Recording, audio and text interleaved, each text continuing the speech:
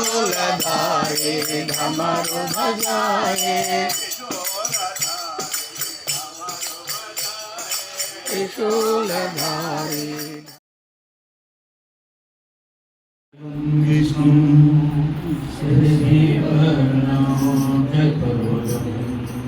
प्रसन्नवदनं ध्याये सर्वविघ्नोपशान्तये अगजानन पद्मायो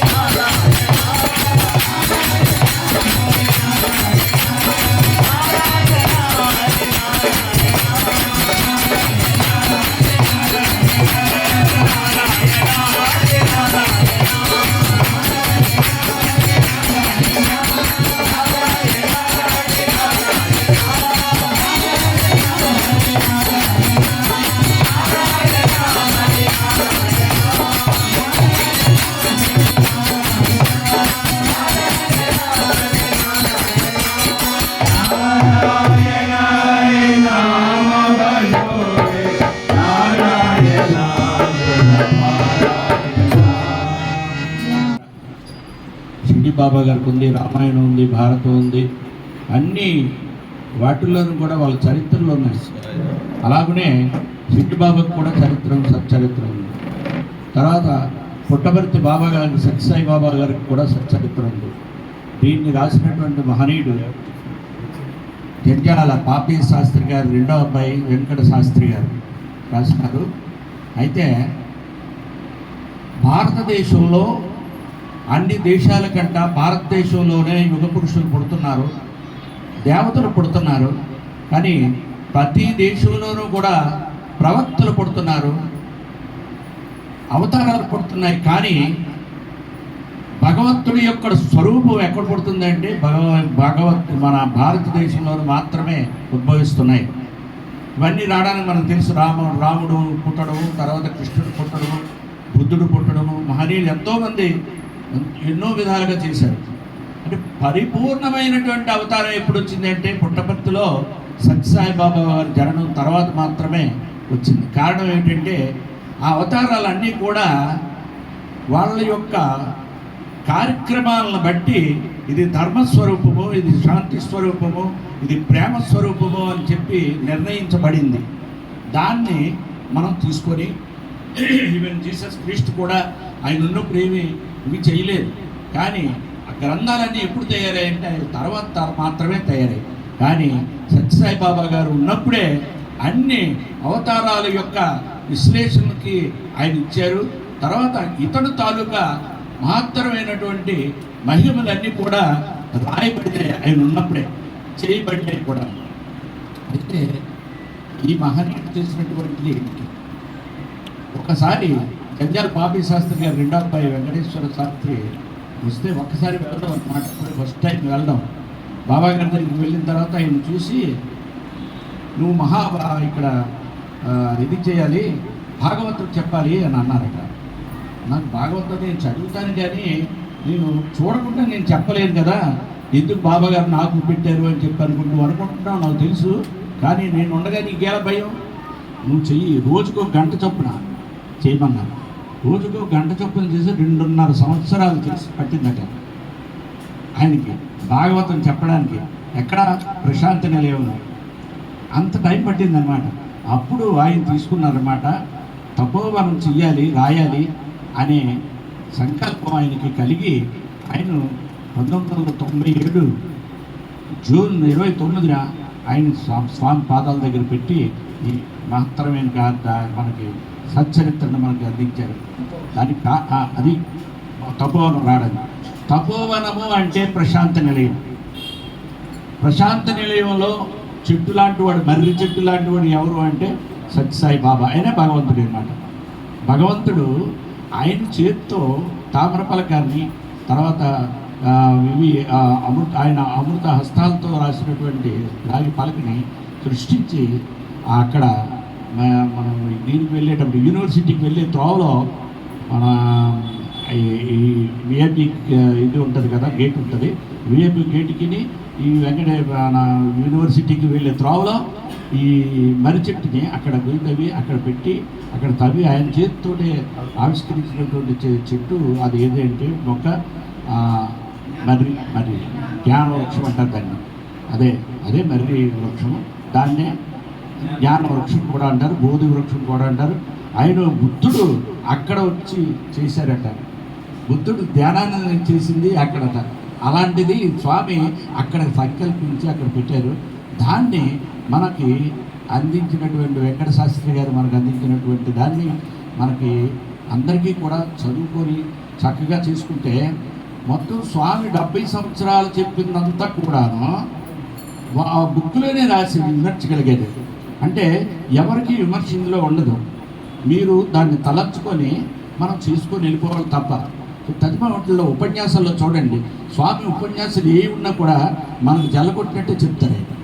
నువ్వు ఇది చేయట్లేదు, నువ్వు చెయ్యి అని. ఇంటర్వ్యూలు ఇచ్చినా కూడా ఇంటర్వ్యూలు ఇచ్చిన నువ్వు చేస్తున్నావు, తప్పుడడుగులు వేస్తున్నావు, నువ్వు జాగ్రత్త, బీ కేర్ఫుల్ అని చెప్తారు. అందుకంటే అక్కడికి వెళ్ళి హెచ్చరిస్తారు. కాబట్టి ఆయన స్పీచ్ కూడా అలాగే ఉంటుంది.